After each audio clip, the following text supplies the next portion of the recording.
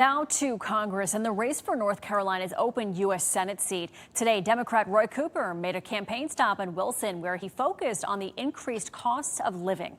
WRAL's Megan Cloherty is live in Wilson, where she asked Cooper specifically, Megan, how he would lower costs for North Carolinians if elected. Michelle, that's right. Supporters for Roy Cooper filled this cafe here in Wilson earlier today when he talked about making stuff cost less. And it's something that's on the top of minds of many North Carolinians. In fact, a new Catawba YouGov poll showed that more people are concerned about affordability than they were even 6 months ago, which makes sense as to why Cooper and his challenger, Michael Whatley, are doubling down on the issue. Hello, Wilson County.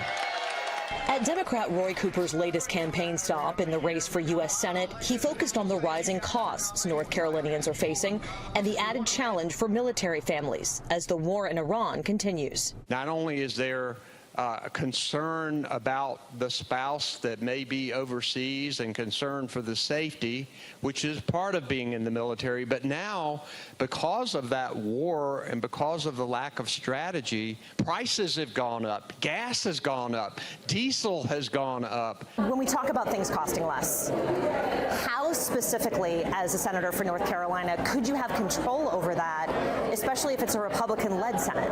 Well, first, I think there are going to be a lot of Republicans who are going to work with Democrats to bring back power to Congress from the executive. Congress has the power over trade and tariffs. I think tariffs have done a lot to contribute to rising prices. Cooper's event comes 1 week after his challenger, Republican Michael Whatley, stumped on the same issue, keeping money in North Carolinians' pockets. His campaign offered this statement that says in part, quote, "Candidate Cooper says make stuff cost less, but Governor Cooper always made stuff cost more."